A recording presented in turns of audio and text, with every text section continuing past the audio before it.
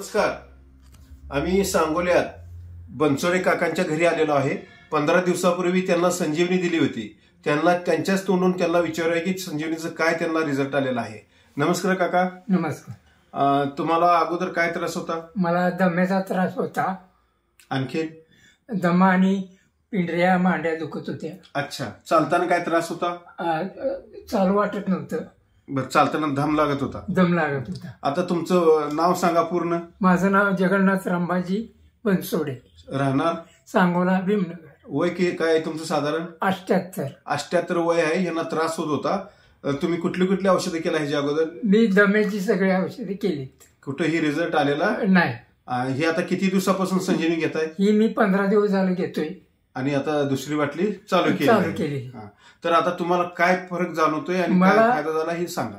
मला फरक काय, मला दम्याची जो धाप लागत होती ती आता अजिबात लागत नाही.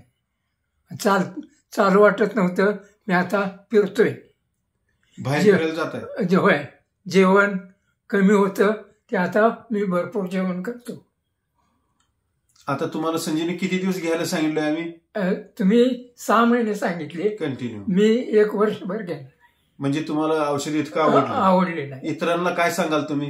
हे औषध 1 नंबरचं आहे. तुम्ही माझ्यासारखं औषध घ्या आणि क्लिअर व्हा. थँक्यू. धन्यवाद.